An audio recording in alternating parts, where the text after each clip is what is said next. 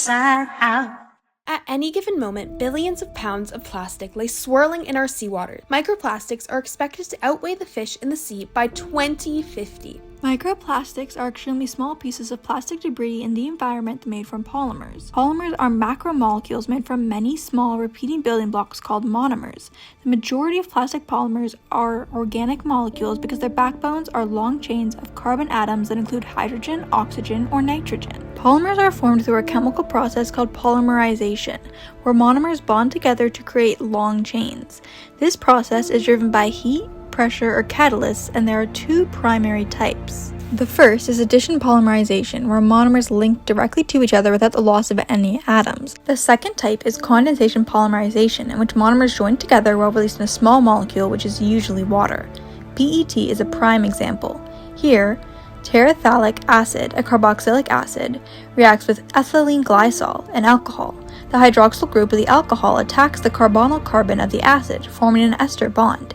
Each bond formation produces a water molecule as a byproduct, defining PET as a condensation polymer. Some of the most common polymers include polyethylene, polypropylene, polycitrene, PET, and PVC. Polyethylene is made of repeating CH2 units, forming a simple, nonpolar backbone. This allows tight chain packing, making PE chemically resistant, tough, and flexible. Polypropylene contains a methyl side group that reduces chain flexibility, making it more rigid with a higher melting point and stronger fatigue resistance. Polycitrene contains bulky phenyl rings that restrict chain rotation, making it rigid, brittle, and transparent. These rings also increase vulnerability to organic solvents. PET contains ester linkages and aromatic rings that increase stiffness and thermal stability, while polar ester groups improve gas and moisture barrier properties. PVC contains chlorine atoms that increase intermolecular forces, giving it rigidity and flame retardant properties. Microplastics form when larger plastic polymers weaken and break apart through chemical reactions. UV radiation breaks carbon-carbon bonds, and oxidation weakens the polymer, making it more prone to fragmentation. Condensation polymers like PET break down through hydrolysis,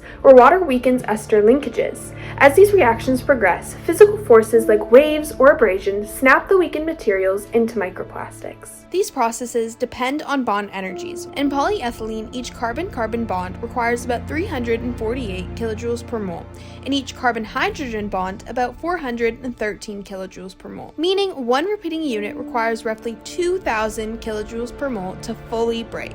Bioaccumulation of microplastics occur when organisms ingest these particles faster than they can eliminate them, causing buildup in tissues over time. Microplastics are taken indirectly from the water or indirectly through contaminated prey and have been found in the digestive systems of many species. Microplastics also act as chemical carriers. Their nonpolar hydrophobic polymer surfaces absorb nonpolar organic pollutants, metals, and endocrine disrupting chemicals. Microplastics enter marine ecosystems through multiple pathways. Land-based sources include fragmented larger plastics, textile fibers from washing clothes, microbeads from consumer products, and urban runoff carrying tire particles and litter.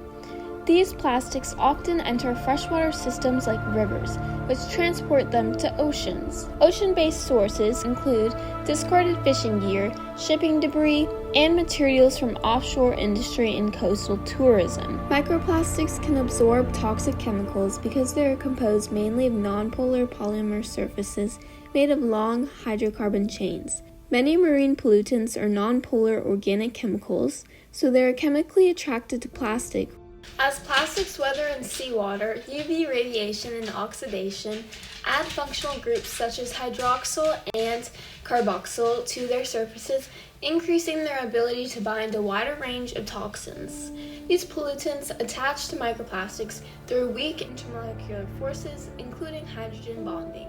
When microplastics are ingested by marine organisms, changes in pH, temperature, and lipid concentration inside the digestive system shift chemical equilibrium, causing the weak intermolecular forces to break and the toxins to desorb from the plastics. Microplastic ingestion causes physiological harm in marine organisms. Because microplastics provide no nutritional value, they occupy the stomach and digestive tract, creating a false sense of fullness, leading to malnutrition, depleted energy, stunted growth, and starvation. Reduced energy intake directly slows growth.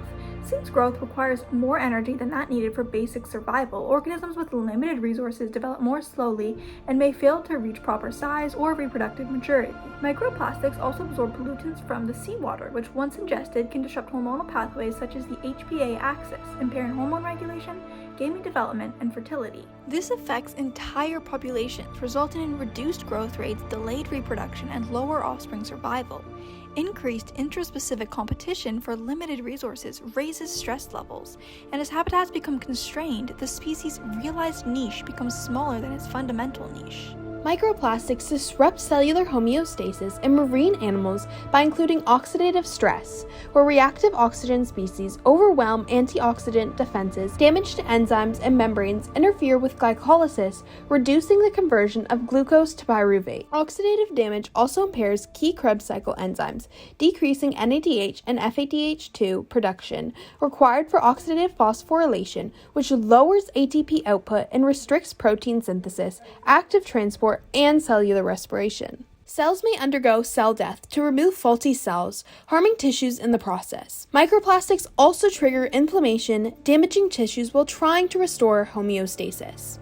Chemicals including BPA and phthalates act as endocrine disruptors, mimicking or blocking hormones like insulin, cortisol, and reproductive hormones. Microplastics bioaccumulate in marine food chains. Smaller organisms ingest plastic directly and are then consumed by larger predators, concentrating both the particles and associated toxins.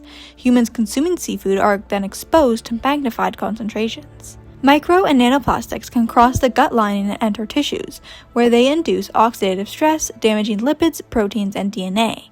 They also disrupt the phospholipid bilayer, increasing membrane permeability and interfering with enzyme function. Chemicals associated with microplastics could damage the mitochondria, which is the site of the Krebs cycle and the electron transport chain, whose final step produces ATP through oxidative phosphorylation. When mitochondria are impaired, the cell's ability to generate ATP is reduced. Additionally, mitochondrial impairment affects the kidneys, which are highly metabolically active organs that rely on ATP for processes such as ion transport, filtration, and reabsorption of nutrients. To tackle microplastic pollution, multiple strategies are being implemented worldwide. Government limits releases through legislation such as restrictions on microplastics in the products of the European Union.